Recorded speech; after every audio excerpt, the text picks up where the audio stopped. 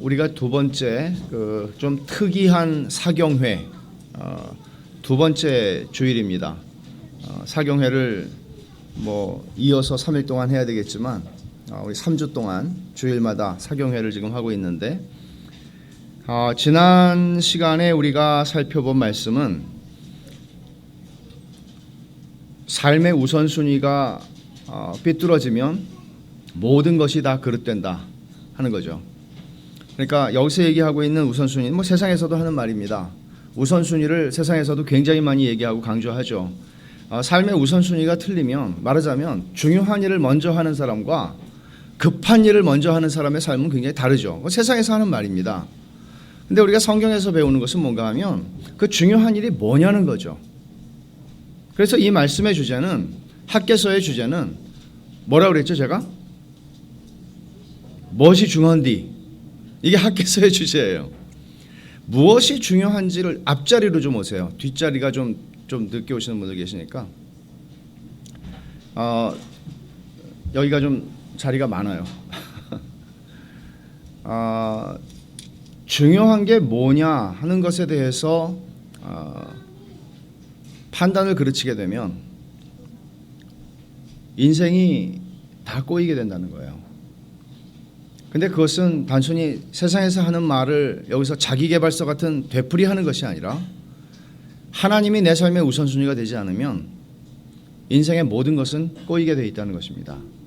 그래서 하나님께서 학개 선지자를 통해서 하나님의 성전을 16년 동안 방치해 놓고 그들은 자기들의 집을 먹고 살기 위해서 열심히 정말 발빠르게 살았습니다. 열심히 살았습니다. 성실하게 살았습니다. 그렇지만 이상하게 먹어도 배부르지 않은 거죠. 만족이 안 되는 겁니다.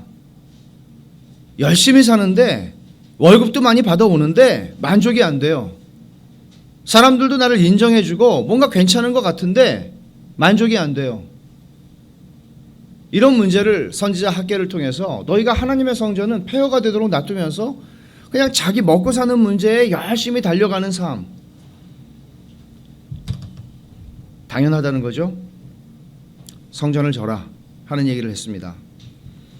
오늘 우리가 이어서 보게 되는 말씀은 이제 1장 15절에 보면 이렇게 말하죠. 그때는 다리오 왕 제2년 여섯째 달 24일이었더라. 16년 동안 방치해놨던 성전 터 다시 이제 공사를 시작했어요. 그게 다리오 제2년 여섯째 달 6월 24일입니다. 그리고는 2장 1절에 오늘 읽은 말씀 일곱째 달 7월 21일. 그러니까 공사를 시작한 지 한 달이 채 되지 않았을 때 하나님 말씀이 임했습니다. 오늘 그 말씀을 우리가 살펴보게 되는데 여기서 두 가지 중요한 명제가 나옵니다. 첫 번째는 뭔가 하면 하나님의 관심은 성전 건축이라는 일 자체가 아니라 바로 하나님의 백성들, 사람이라는 거예요. 우리가 잘못 이해를 하면 하나님이 당신의 집은 폐허가 돼서 하나님이 주무실 데가 없고 하나님이 앉아 계실 데가 없고 그런 식으로 생각하기 쉽죠. 하나님이 마치 우리의 우선순위를 지적하시면서 네 삶이 왜 꼬이는지 알아? 내가 너에게 중요하지가 않잖아. 그럼 마치 우리는 하나님을 오해하기가 쉽단 말이에요. 하나님 정말 무섭고 하나님 정말 내 집은 옛날에 왜 그렇게 했죠? 예배당 건물 짓는다 그러면은 집문서 갖다 놓고 그런 일이 정말 한국 교회에만 있을 거예요 아마. 거의 세계 교회 역사에 그런 열심과 심지어 제가 그게 전북인지 전남인지 정확히 모르겠어요. 예배당을 짓는다 그럴 때 우리 교회 역사, 한국 교회 역사에 보면 정말 기가 막힐 정도로 헌신한 이야기들이 많죠. 돈은 가진 게 없고 옛날에 왜 여러분 돈이 없는 사람들은 몸으로 때우는 헌금이 있었죠. 교회 와서 일을 하는 거예요. 교회 와서. 근데 돈이 없는 사람이 먹고 살려면 바깥에 가서 일을 해야지 교회 와서 일하면 돈을 안 주는데 눈을 팔아서 예배당 짓는데 헌금을 하겠다고. 그래서 예수병원인가 어딘가 와서 이제 선교사 의사한테 이 눈 이거 좀 빼가지고 좀 팔으려고 그러니까 좀 잘 빼달라고 했다는 이야기가 있죠. 그 문집사님이라는데 문집사님은 아니신데 약간 문집사님이라고 제가 들었어요. 그러니까 과거에 이런 사람들의 우리 선조들이죠. 우리 선조들의 이야기를 보면 저분들이 저게 어디서 저런 게 나오나. 근데 어찌 보면 우리 삶이 너무나 그런 분들로 우리가 그렇게 뭐 눈을 팔아야 되는, 뭐 눈을 빼지 않고 그 선교사님이 돈으로 줬다는 소리가 있는데, 여튼 우리의 삶 속에서 우선순위가 뭐냐 하는 것은 대단히 중요한 문제입니다. 근데 하나님께서 이제 우선순위를 따라서 백성들의 마음을 감동하셨고 예배당이 아니죠, 성전 건축을 시작을 했습니다. 근데 이런 말씀들을 우리가 들으면 우린 자칫 하나님이 나보다 이 일을 더 중요하게 여기신다고 생각하기가 쉽습니다. 말하자면 예배당이라고 하는 어떤 예배당 혹은 교회 일, 근데 사실은 그 모든 일보다 중요한 거는 하나님께, 그건 사람이거든요. 사실 하나님이 원하는 거는 사람인데 그 사람을 만들어가기 위해서 그 일을 사용하신단 말이에요. 그러니까 이런 부분들, 이 첫 번째 명제 굉장히 중요한 것이고 우리가 오늘 다루는 말씀 가운데, 그리고 이제 또 하나 중요한 명제는 뭔가 하면 하나님의 행위보다 동기를 중요하게 여기신다는 거예요. 우리는 사람들이기 때문에 저 사람이 뭘 하나 그걸 봅니다. 저 사람이 뭘 하나, 뭘 열심히 하나, 뭘 얼마나 잘하나. 그러나 하나님께서 보시는 것은 동기를 중요하게 여기신다는 겁니다. 어떤 마음으로 하느냐는 거죠. 무엇의 가치를 결정하는 것은 왜 하는가, 어떤 동기로 하는가. 하나님께는 이게 중요합니다. 목사가 얼마나 목회를 잘하느냐, 그거보다 중요한 것은 왜 하는가, 어떤 마음으로 하는가. 우리가 하나님을 섬길 때 동일합니다. 어떤 마음으로 섬기는가, 이거보다 더 중요한 것은 없습니다. 우리는 늘 바깥으로 나타나는 행동과 행위로 사람을 판단하기 십상이지만 하나님께서는 어떤 마음으로 하나님을 섬기는가, 대부분은 마음이 행위로 드러나게 되어 있죠, 물론. 그러나 하나님께서는 마음 없는 행위를 분별하시는 것이죠. 마음을 주목하신다는 거예요. 우리가 하나님을 섬기고 하나님 일을 할 때, 신앙생활을 할 때 제일 우리가 많이 넘어지는 문제가 뭔가 하면 낙심이에요. 낙담. 이게 마귀가 하나님의 백성을 넘어뜨리기 위해서 쓰는 무기 번호 1번입니다. 낙담이에요. 물론 우리의 대적은 원수 마귀 사탄이지만 사탄이 가장 강력한 그 무기로 사용하는 낙심. 만약에 여러분들이 하나님의 사람들의 전기를 읽어보셨다면 어느 사람 하나 예외 없이 이 낙심과 싸웠다는 것을 여러분 보실 수 있을 거예요. 예외가 없습니다.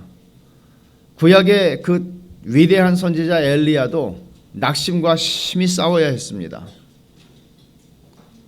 요나도 낙심과 싸워야 했습니다.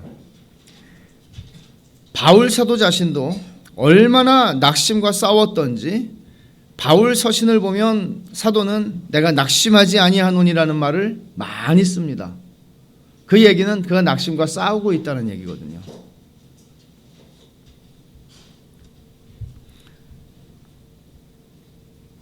성전 건축을 재개한 이스라엘 백성들도 낙심이라는 장벽에 부딪히게 되었습니다. 솔로몬의 성전을 기억하는 노인들이 옛날 성전의 그 영광을 봤으니까 지금 성전을 짓고 있는 걸 보니까 너무 보잘것없는 거예요. 그러니까 3절에 보면 너희 가운데에 남아있는 자 중에서 이 성전의 이전 영광을 본 자가 누구냐? 이게 지금 70년 전에 옛날 얘기예요. 옛날에 성전 멸망하기 파괴되기 전에 그 성전을 본 사람들이 누구냐? 늙은 사람들이죠. 그 늙은 사람들이 성전을 봤어요. 근데 지금 짓고 있는 터를 보니까 조그매요. 그리고 지금 벽 쌓고 있는데 이거 너무 보잘것없다는 거죠. 여기 그 보잘것없다는 말이 무슨 말인가 하면 히브리 말로 그냥 직역을 하면 nothing이에요. nothing. 아무것도 아니에요. 이게 뭐 성전이냐, 이게 지금 니네가 성전 짓는 거 맞냐, 이런 식으로 얘기를 하는 거라고요. 그러니까 이렇게 노인들이 낙심을 하면서 야, 이게 무슨 성전이야, 질려면 우리 좀 돈 좀 더 모아가지고 좀 멋있게 제대로 짓자, 지금은 때가 아니야, 이런 얘기들을 분명히 했을 겁니다. 그러니까 이것 때문에 노인들은 울었어요. 너무 우리가 하는 게 한심해 보여서, 너무 우리가 하는 게 이게 무슨 성전이냐, 구멍가게지. 이런 식으로 그들이 느끼고 울었다는 거죠. 이 젊은이들은 흥분해서 우리가 성전을 짓는다 생각을 했는데 늙은이들은 울었어요. 그러니까 낙심이 찾아온 거예요. 성전 재건을 시작한 지 한 달이 지났는데 이제 막 한 달이 채 되어가고 있는데 낙심하는 마음이 그들 가운데 들어오기 시작한 겁니다. 그러니까 하나님이 그 문제를 지금 시기적절하게 다루고 계세요. 근데 문제는 여러분, 낙심이 찾아오는 원인이 뭘까요? 사탄이 왜 낙심을 하나님의 백성들을 넘어뜨리는데 가장 주요한 무기로 사용하는 걸까요? 그럼 낙심에 취약한 거죠, 우리가. 낙심에 취약한 건데, 우리가 여러분 생각을 해보세요. 여러분들 만약에 여러분 가운데서 나는 뭐 별로 낙심하는 일이 없는데 라고 생각하시면 나가셔도 되는 게 아니고 더 잘 들으셔야 돼요. 왜냐하면 낙심천만한 일이 분명히 찾아올 거예요. 그렇게 생각하시는 분, 하나님의 자녀들이 낙심해요. 낙심하는데 문제는 내가 거기에 취약하면 낙심이 어떻게 해서 나를 사로잡고 나를 무너지게 하는가. 기도할 힘도, 기도하기도 싫게 만들고 정말 신앙생활을 내가 더 해야 되나 싶은 생각이 들게 만들고, 이 낙심이라는 것을 감당할 길이 없습니다. 적어도 제가 읽어본 하나님의 사람들의 전기 속에서 그들이 가장 많이 넘어질 뻔했던 문제는 낙심이었습니다. 근데 이제 낙심하지 않는 한 가지 이유를 사도 바울이 밝히고 있는 것이 우리에게 굉장히 중요한 본문인데, 고린도후서 4장 1절을 한번 보겠습니다.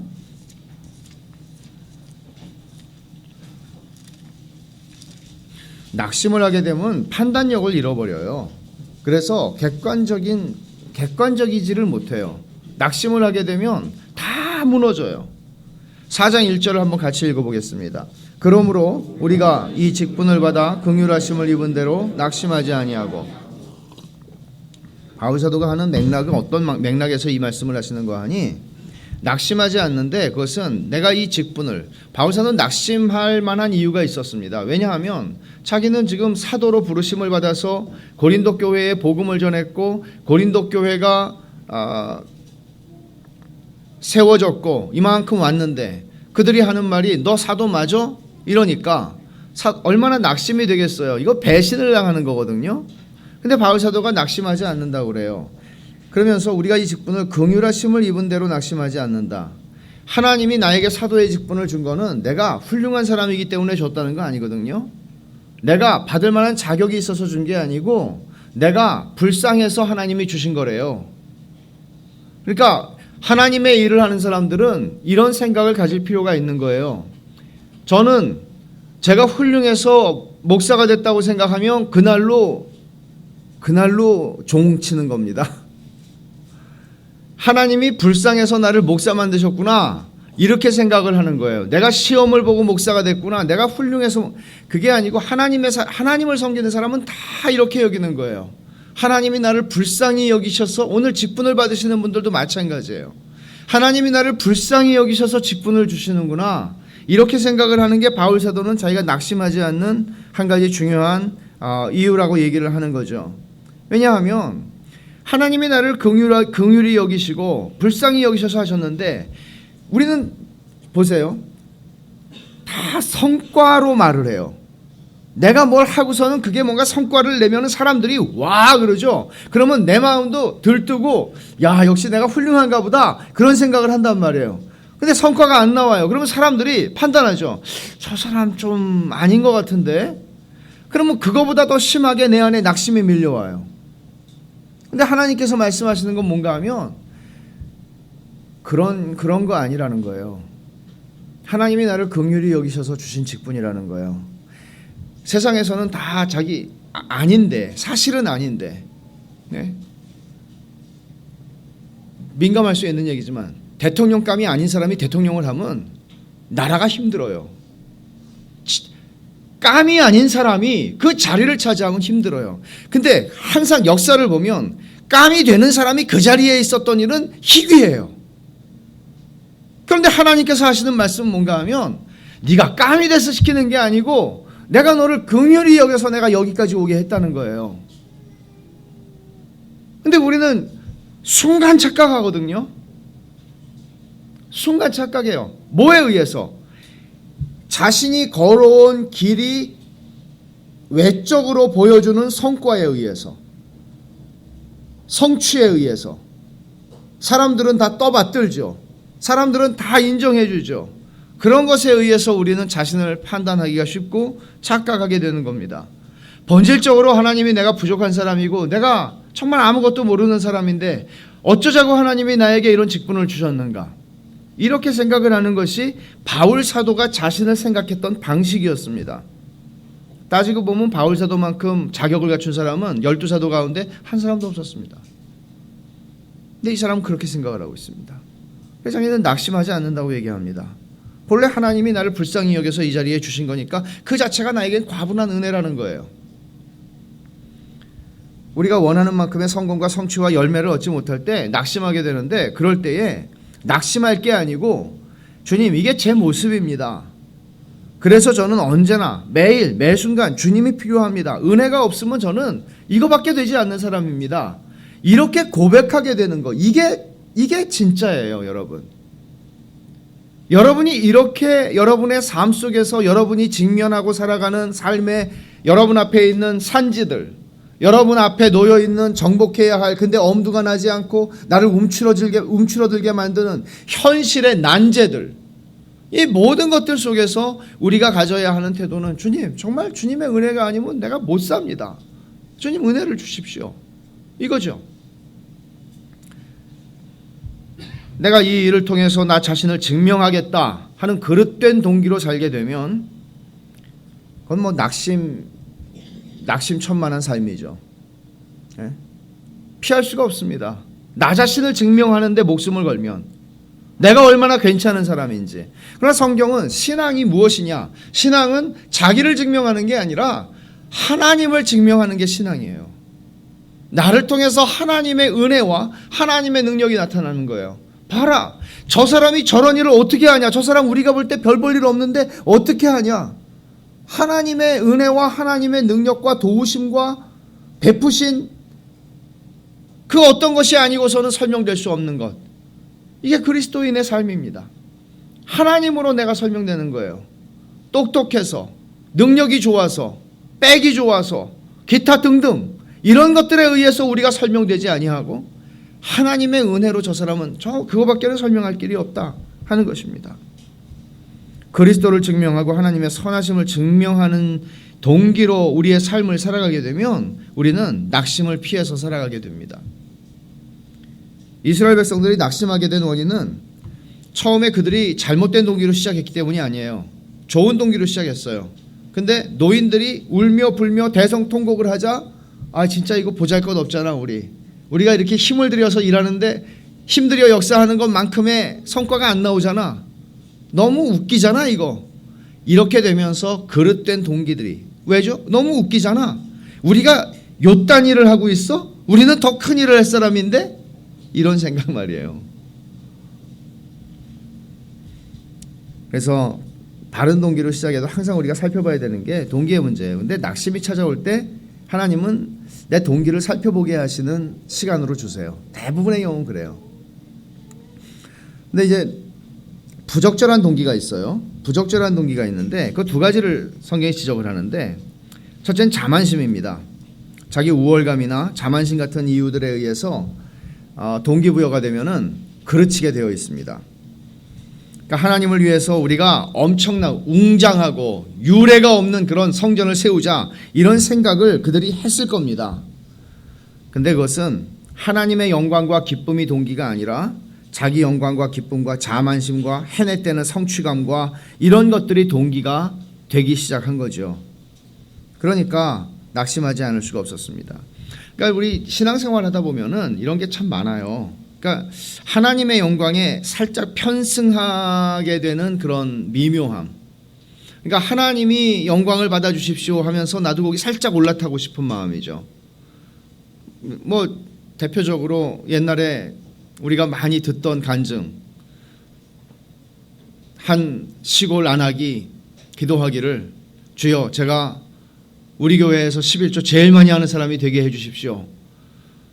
그 말은 제가 뭐 너무 또 그분을 오해하고 판단하는 것이 될 수도 있겠으나 10분의 9는 내가 쓰잖아요. 그래도 그러면 10분의 1이 우리 교회에서 제일 크면 내가 최고 부자가 되는 거잖아요.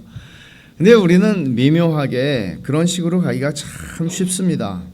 근데 그거 참 조심해야 할 문제입니다. 설령 내 안에 선한 동기로 그렇게 얘기를 한다 손 치더라도 그것이 굉장히 위험한, 말하자면 취약한 동기라는 거예요. 그렇게 가게 되면은.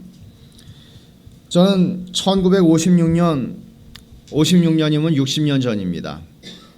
에콰도르에서 아우카족에게 복음을 전하러 갔던 5명의 젊은이들이 있었습니다. 그들 중에 한 사람, 짐 엘리엇이라고 하는 사람, 그 사람의 일기, 그 사람에 대한 전기, 일기는 번역이 안 됐군요. 전기가 번역이 됐습니다. 그 아내가 썼죠. 엘리자베트 엘리엇이. 근데 이 짐 엘리엇과 친구 5명, 20대 말 30대 초, 그러니까 지금 우리 청년들 가운데 20대 말 30대 초가 많죠. 그때 선교사로 다 들어가서 결혼한 사람들이었습니다. 아우카족은 아무도 접근할 수 없는 사람들이었습니다. 굉장히 야만적이고 사람들을 죽이는 사람들이었고, 심지어 석유 회사에서 석유 유전 개발하기 위해서 돈이라면 뭘 못하겠습니까? 그 사람들도 들어가기 힘들어했던 곳이었습니다. 이 5사람이 들어가서 소식이 두절되었고, 그들은 수색대에 의해서 다 창에 찔려서 죽은 시체로 발견이 됐습니다. 29이었던 짐 엘리엇, 30살, 31살 다 그 정도 되었던 사람들이었습니다. 근데 짐 엘리엇이 일기를 많이 썼어요. 그 일기가 출판이 됐는데 이런 말이 있습니다. 20살 때쯤 쓴 일기예요. 주님, 제 길을 번영하게 해주십시오. 제가 제 높은 목적을 이루기 위해서가 아니라 제 삶이 하나님을 아는 것의 가치를 드러내는 전시물이 되도록, 모두가 저를 쳐다볼 수 있도록 하나님 저를 축복해 주십시오. 그는 하나님의 영광에 살짝 편승하려는 마음을 가지고 쓴 것이 아니라는 것은 그의 다른 일기들과 삶에서 드러나고 있습니다.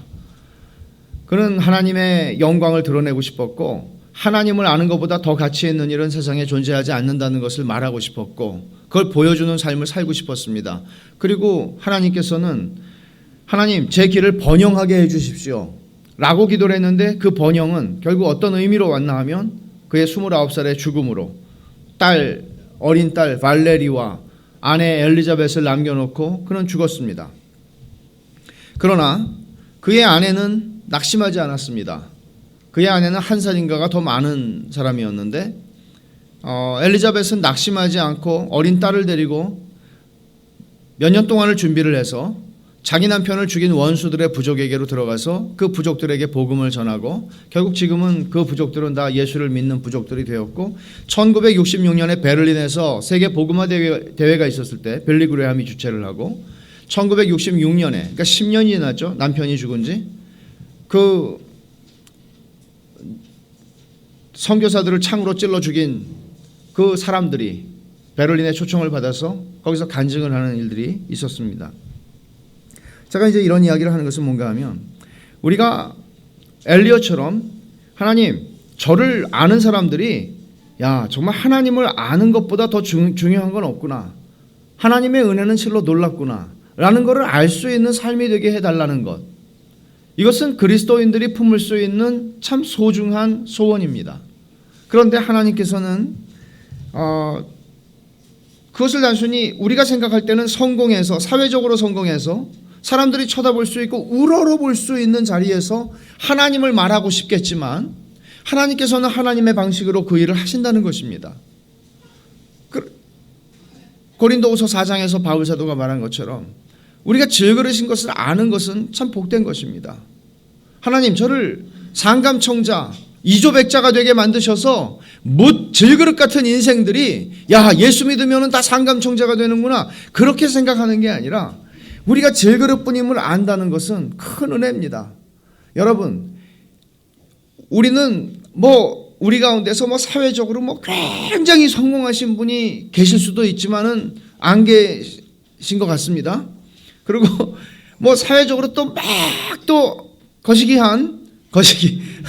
그것도 별로 없는 것 같습니다. 여튼 우리는 그럼에도 불구하고 키를 재요. 도토리 키재기라는 말이 왜 나왔겠어요? 보면 도토리인데 그게. 여러분, 우리는 질그릇입니다. 사람이 조금만 뭐 잘되면 자기 대단한 줄 알고 그러는데 우리 흙이에요. 너는 흙이니. 장례식 때 우리는 그 소리를 다 듣습니다.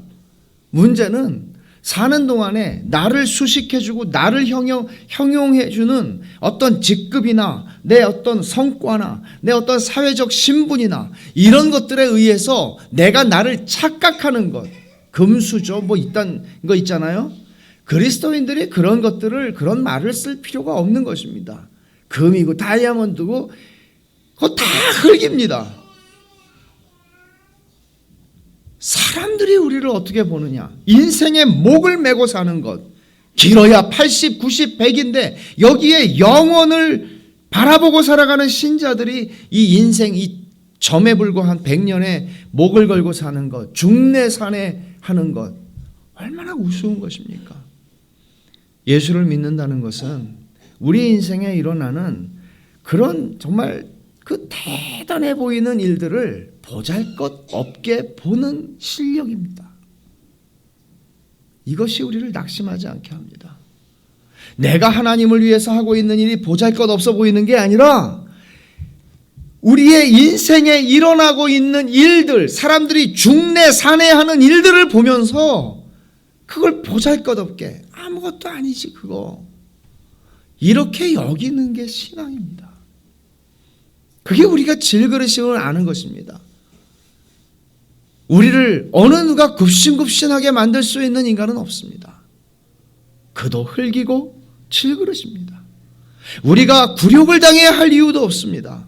우리의 실패와 우리의 넘어짐이 나를 낙심 가운데에 집어넣어서 내가 밑바닥에서 나는 언제, 우리를 그렇게 만들지 않습니다. 신앙은 이런 것이죠. 그래서 심지어 이게 종교적인 영역에서도요, 진짜 큰 교회, 제가 뭐 큰 교회를 뭐 우리가 작다고 큰 교회를 뭐 그런 건 아니고 진짜 아니에요. 믿어주세요. 큰 교회를 다니는 사람은 이상하게 자기가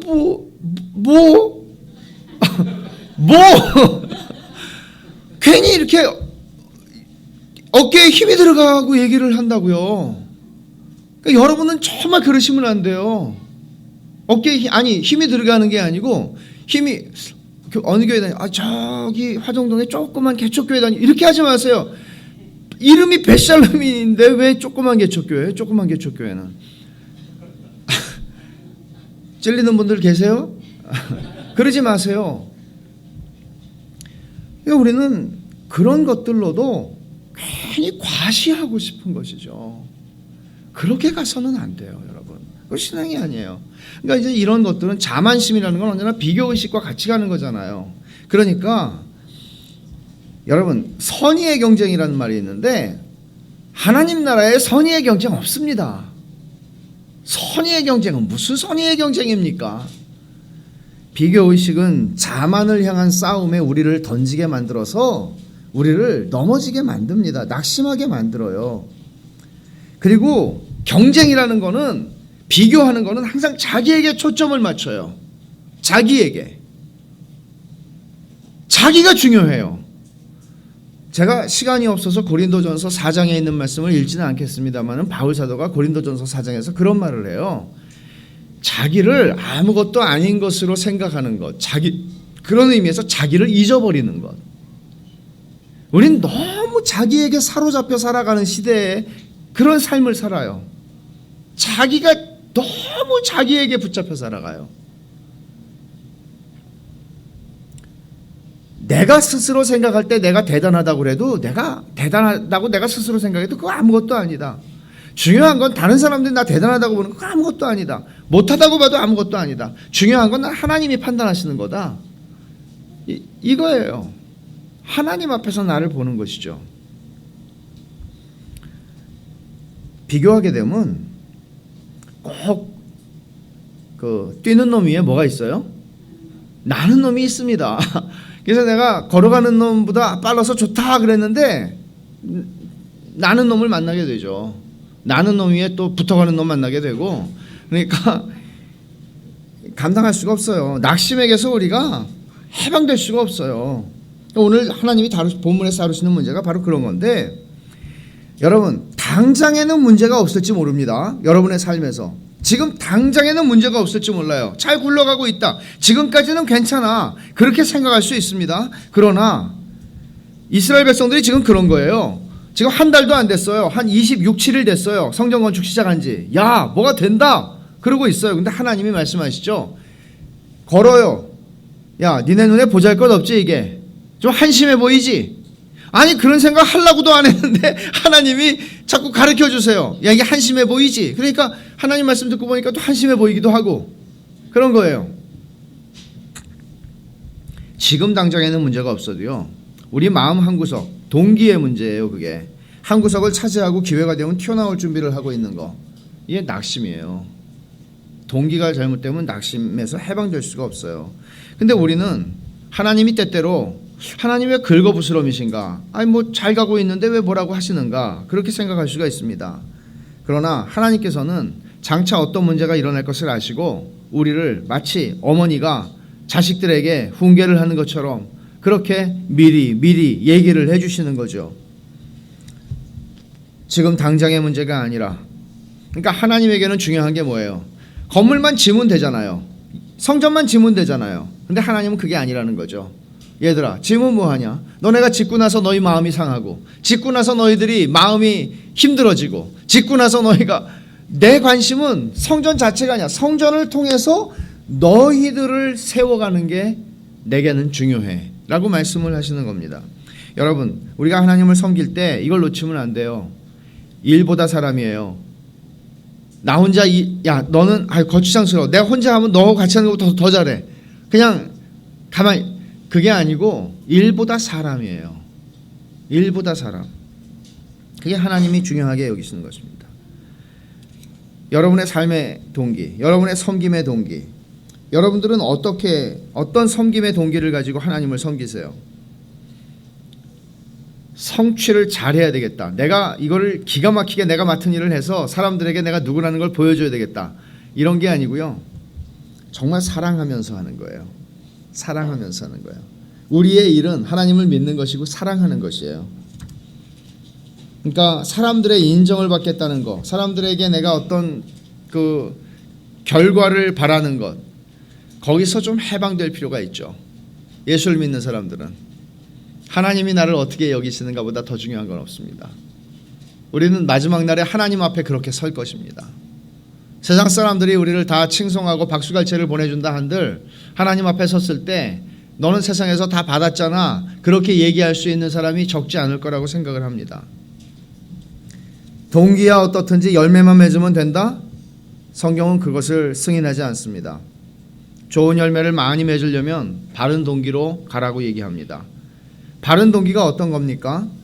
하나님께서 이렇게 격려를 하시죠. 낙심할 뻔한 백성들을 4절에 그러나 여호와가 이르노라, 스룹바벨아 스스로 굳세게 할지어다, 여호사닥의 아들 대제사장 여호수아야 스스로 굳세게 할지어다, 여호와의 말이니라, 이 땅 모든 백성아 스스로 굳세게 하여 일할지어다, 내가 너희와 함께하노라, 만군의 여호와의 말이니라.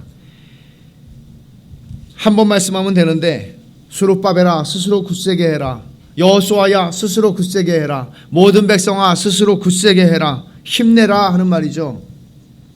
요즘에 한국 사회가 이렇게 힘들어지면서 힘내, 그게 아주 그냥 굉장히, 제가 전에 뉴욕에 무슨 모임이 있어가지고 갔는데 뉴욕의 음식점 바깥에다가 크게 힘내 아빠 그래서 이렇게 써놓은 거야, 한국말로. 그래서 야, 진짜 아빠들 불쌍하다, 힘이 진짜 빠지긴 빠졌나 보다, 그런 생각이 들었는데,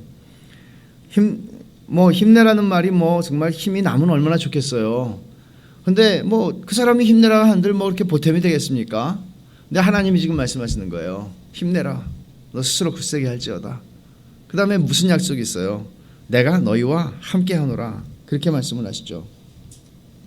그러니까 그리스도인의 진정한 용기는 어디서 나오는 건가 하면, 잘 될 거야 하는 그런 아주 나이브한 사람들이 가지는 그런 낙관론, 그런 거 아니에요.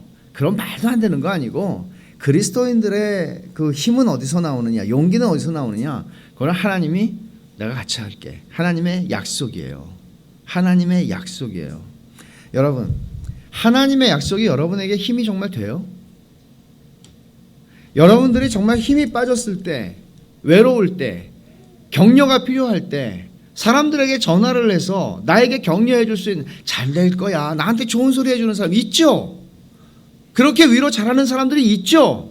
그런데 정말 여러분들 하나님의 말씀이 필요해요. 그때 정말 하나님의 약속이 필요해요. 그리고 그 약속이 나에게 내 인생을 내가 포기하지 않고 살아갈 힘이 돼요. 그걸 경험하셨나요? 하나님의 백성에게 나오는 진정한 힘과 용기는 하나님이 우리에게 주시는 약속이에요. 약속의 말씀이라고요. 하나님이 내가 함께 하겠다고 말씀하세요. 내가 너희와 함께 하노라. 하나님의 임재의 약속이죠. 임재의 약속. 이스라엘 백성들이 1장 13절에서도 그 약속을 받고 일을 시작했어요. 성전 건축을 시작했어요. 그리고 이제 한 달이 거의 되어갈 무렵 하나님이 이 약속을 또 주세요. 반복해서. 왜? 이게 하나님의 백성들이 힘을 낼 수 있는 동기이고 용기를 낼 수 있는 원천이기 때문에. 하나님의 약속. 신실하시고 어김이 없으시고 그 약속을 완전하게 성취하시고 이루시는 하나님의 약속. 내가 너희와 함께 하노라. 여러분이 어떤 처지에 있든지, 여러분이 지금까지 일궈놓은 인생의 터전이 어떠하든지, 여러분들의 장애물이 무엇이 있든지 하나님이 함께 한다는 거예요. 그러니까 스룹바벨아, 네 앞에 있는 이 산이 뭐냐? 산이 의미가 없죠. 나를 가로막고 있는 장애물이 의미가 없죠. 왜? 하나님이 함께 하니까. 이걸 경험하고 사시느냐고요. 우리의 신앙이 관념이 아니라, 내가 그냥 예수 믿는 사람이지 하는 관념이 아니라, 살아계신 하나님이 내가 그냥 이론적으로 지적으로 동의하고 있는 저 어딘가에 계시는 하나님이 아니라 살아서 역사하시고 자기 백성과 함께, 그리고 나를 사랑하시고 자기 아들을 아끼지 아니하시고 내어주신 그분이 내가 너희와 함께 하노라고 약속하시는 그 약속이 우리에게 느껴지냐고요. 그 약속을 가지고 우리는 살만한 힘을 살 힘을 얻느냐고요. 하나님의 백성은 하나님이 가시니까 내가 간다. 하나님이 함께 하시니까 내가 한다.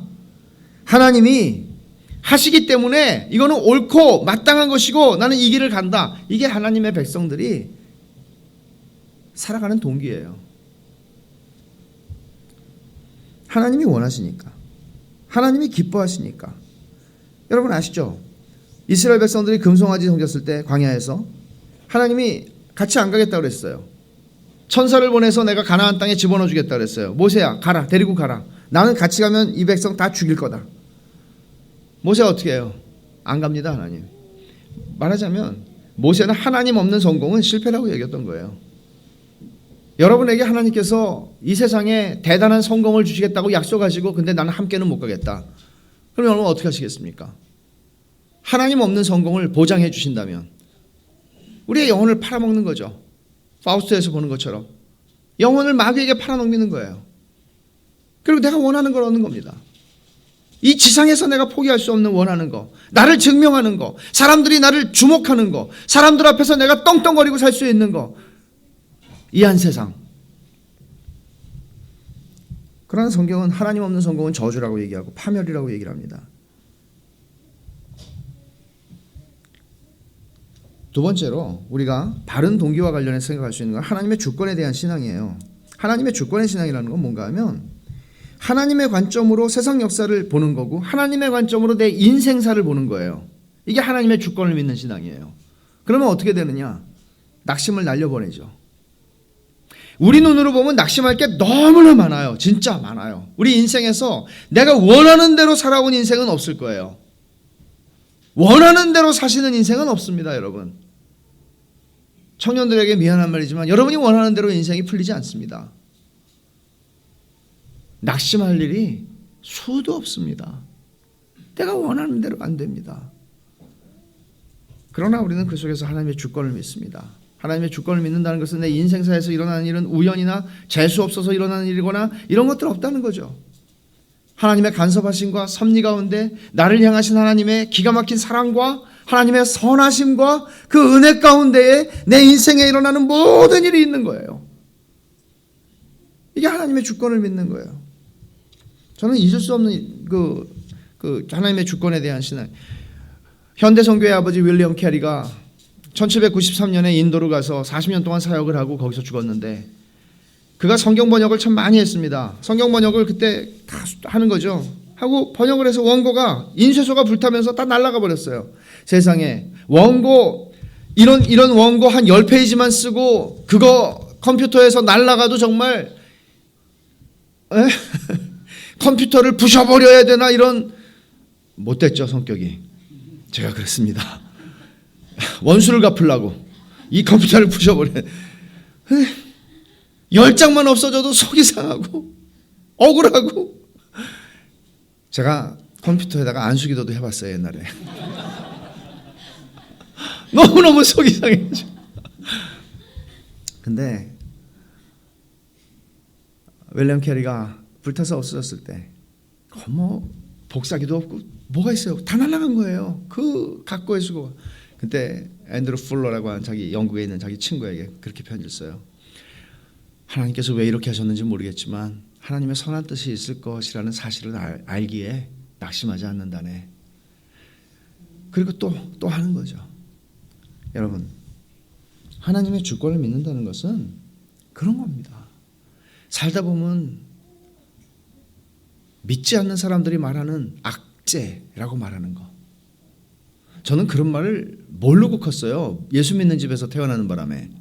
그래서 살다 보니까 악재라는 말을 쓰더라고요. 어떤 사람들이. 그래서 악재가 뭐요? 이렇게 하다가 이제 알게 됐는데, 악재라고 그러는 게 있어요. 근데 그런 것들, 우리 인생에서 보통 안 믿는 사람들이 그렇게 말하는 것들이 믿는 사람에게도 일어나지만, 그러나 하나님의 주권과 나를 향하신 하나님의 은혜로우신 섭리 속에서 일어난다는 사실을 아는 것이 주권을 믿는 신앙이고, 그 신앙은 낙심하지 않게 합니다. 여기에 보면은 이렇게 말하죠. 4절 마지막에 만군의 여호와의 말이니라. 이 만군의 여호와라는 말은요, 만군, 백만 대군, 만군의 여호와, 거룩한 용사이신 하나님, 왕과 심판자로서의 하나님을 묘사하는 표현인데, 이게 구약 성경에 285번 쓰여졌어요. 근데 91회가, 그러니까 3분의 1이 학개, 스가랴, 말라기, 이게 포로 후기 선지자들이거든요. 그러니까 백성들이 기본적으로 낙담에 처해 있는 상황이에요. 나라 망했으니까. 그런 상황에서 하나님이 만군의 여호와의 말이다, 만군의 여호와의 말이다, 내가 한다 하는 말을 하시는 거죠. 6절부터 9절에서도 5번이나 나와요. 하나님의 주권을 알라는 이야기입니다. 세 번째는 바른 동기와 관련해서, 아까 제가 잠시 얘기했지만 하나님의 약속, 이게 하나님의 약속이 하나님의 임재의 약속뿐만 아니라 여기에 있는 약속이 있죠. 6절에 보면 만군의 여호와가 이같이 말하노라. 조금 있으면 내가 하늘과 땅과 바다와 육지를 진동시킬 것이요 또 모든 나라를 진동시킬 것이며, 그렇게 말합니다. 진동을 시키시겠대요. 이게 무슨 뜻으로 들리세요 여러분들은? 온 세상을 흔들겠다는 거죠. 하나님께서 온 세상을, 단순히 성전이 있는 이 조그만 터가 아니라 온 세상을 흔들겠다는 거예요. 말하자면 하나님께서 무슨 말씀하시냐면 세계적인 심판의 날을 얘기하시는 건데, 내가 너희 이스라엘 백성의 하나님, 예루살렘의 하나님이 아니라 나는 온 세상의 창조주 하나님이고 온 세상을 심판할 하나님이다. 내가 그런 하나님이고 내가 너희에게 명령했고 너희가 지금 그 일을 하고 있고, 이 일은 보잘것없는 일이 아니라 의미 있는 일이라고 말씀하시는 거예요. 세계가 다 내게 속했다고 말씀하시는 하나님, 열방이 통에 한 방울 물과 같고 저울에 적은 티끌 같다고 말씀하시는 하나님, 섬들은 떠오르는 먼지와 같다고 말씀하시는 하나님, 그 크신 하나님, 우리는 우주가 얼마나 큰지 몰라요. 과학자들도 몰라요. 은하계가 제일 큰 건 줄 알았더니 언제 발견했는지 모르겠는데, 우리가 발견하고 알았던 그 은하계만한 은하계가 겹겹이 계속 있다는 것을 또 발견했죠. 그러니까 거기 지구라는 거는 정말, 그 지구에 또 70억 가까이 사는데 그 중에 한 사람인 나는, 정말 아무것도 아니죠. 보잘것없죠. 그런데 이 모든 우주를 창조하신 하나님께서는 이 작은 일을 통해서 온 세상을 바라보시고 이 작은 일을 통해서 온 세상을 심판하시겠다고 말씀하세요. 이 작은 일이 뭐예요? 니네가 짓고 있는 성전, 니네가 생각할 때 보잘것없는 성전, 니네가 생각할 때 아무것도 아닌 것 같은 일, 그 일을 통해서 나는 큰 일을 하겠다고 그러세요. 온 우주를 덮는 일을 하시겠다고 말씀하세요. 그 다음에 여기 뭐라고 얘기하나 하면은 7절 하반절에 보면 7절 중간에 모든 나라의 보배가 이른다 그랬죠. 모든 나라의 보배가 의미하는 게 뭐냐, 여러 해석이 있지만 구속사적으로나 기독론적으로 해석할 때 예수 그리스도를 가리켜요. 모든 나라의 보배, 그리스도죠. 우리가 질그릇에 보배를 가졌다, 그리스도죠. 그리스도예요. 그리스도가 오신다고 말해요. 근데 그리스도가 오신다고 말하지 않고 모든 나라의 보배가 온다고요. 왜? 모든 나라의 구주로 오실 것이니까. 그리고 모든 나라의 심판주로 오실 것이니까. 모든 나라의 보배가 이르리니 내가 이 성전에 영광이 충만하게 하리라. 무슨 얘기죠? 예수님께서 오셔서 이 성전을 충만하게 하고 이 성전을 영광스럽게 하는 것은 니네가 짓는 금은으로 바르느냐 이런 게 아니고 그리스도가 이 성전을 영화롭게 한다는 거예요. 그리스도가. 그래서 8절에 이렇게 얘기하죠. 은도 내 것이요 금도 내 것이라. 은금으로 할 생각하지 마라. 그렇게 말씀하시는 거예요. 그리스도께서, 그리고 오직 그리스도만이 성전을 영화롭게 하세요. 여러분, 제가 얼른 좀 성전의 역사를 그냥 한 3분 동안 말씀을 드릴게요. 처음에 모세에게 성막을 지으라고 그러셨어요. 하나님이 성막을 지었어요. 다윗이 하나님이 텐트에 계시다니 말이 됩니까? 성전을 짓겠습니다. 하나님이 허락하시지 않고 솔로몬 네 아들이 할 거다. 솔로몬이 성전을 웅장하게 졌습니다. 그걸 솔로몬 성전이라고 이름합니다. 근데 솔로몬 성전이 바벨론의 느부갓네살에 의해서 주전 586년에 완전히 파괴됐습니다. 불타버렸습니다. 그때 법궤도 다 없어졌죠. 어디로 갔는지 모르죠. 제사장들이 땅 파고 숨겨놨다 그런 얘기도 하고, 그래서 영화도 나왔잖아요. 그게 잃어버린 법궤를 찾아서. 여튼 다 없어졌어요. 그리고 나서 포로로 붙잡혀간 백성들이 다시 돌아와서 우리가 에스라에서 본 것처럼 다시 이제 이 학개 선지자 때 다시 성전을 짓는 거예요. 이걸 스룹바벨 성전이라고 불러요. 제2성전이라고도 그러죠. 근데 이 제2성전이 쭉 가다가 나중에 헤롯 대왕이 자기가 에돔 족속 출신이거든요. 근데 유대인의 왕이 됐어요. 로마 정권의 이 뇌물을 갖다 바치고 이렇게 해가지고 왕이 됐어요. 그러니까 정통성이 없죠. 그래서 백성의 마음을 살라고 이 스룹바벨 성전을 증축을 하는데 이게 증축이라 할 수가 없어요. 요만한 걸 이만하게 짓는 거예요. 예수님 당시에 46년 동안을 증축을 하고 있는데 아직 증축이 안 끝났어요. 그 성전 앞에서 주님이 이 성전을 헐어라. 내가 사흘 만에 다시 짓겠다 그러셨어요. 이 성전이 무엇을 가리켜 말씀하심이라고 그랬습니까? 당신의 육체, 그리스도께서 바로 성전이신 것을 말씀하신 것이죠. 그리고 그 성전이 예수님이 죽으시고 나서, 십자가에 죽으시고 나서 AD 70년에 로마 장군 디도가 와서 완전히 파괴하죠. 요세푸스의 역사에 보면 피가 도랑을 이루었다고 하니까 예루살렘에 어마무시한 그런 파괴가 일어납니다. 그리고는 성전은 다시 세워지지 않았습니다. 지금까지. 근데 제가 왜 이 말씀을 드리는가 하면 예수님께서 십자가에서 죽으실 때 그 헤롯 성전에서 어떤 일이 일어났는지 여러분 아시죠? 성전 휘장이 위에서 아래로 찢어졌습니다. 그 성전 휘장이 어느 규모인가 하면은요, 지금 보통 일반적으로 한 4층 건물 규모의 높이입니다. 그 휘장만. 그리고 두께가 한 이 정도 됐을 거라고 봐요. 휘장 자체가. 그리고 아래서 위로 찢어진 것이 아니라 그 높은 것이 위에서 아래로 찢어졌다 그러는데, 그 헬라어가 찢어졌다는 말은 이게 이제 말하자면 하나님이 찢었다 하는 식의 그 표현을 했어요. 하나님이 찢으셨다. 그러니까 그게 예수님이 십자가에서 죽으실 때 그 성전 휘장이 왜 찢어졌습니까? 이제는 그 예수님이 성전이시니까 성전된 자기 육체의 죽으심을 통하여서 제사를 영원히 끝내신 거예요. 그러니까 더 이상 성전 제사가 필요 없고 더 이상 성전이 필요 없다는 것을 하나님께서 승인하신 거죠. 그리고는 이제 몇십 년이 지나지 않아서, 한 40년이 지나지 않아서 성전은 역사 속에서 완전히 로마 장군 디도에 의해서 파괴되도록 하나님께서 허용하셨고, 그 성전은 다시는 지난 2000년 동안 지어지지 않은 겁니다. 예루살렘으로 이스라엘 백성들이 1948년에 자기 땅으로 돌아갔음에도 불구하고 성전은 지어지지 않습니다. 왜? 참된 성전은 그리스도 자신이기 때문이죠.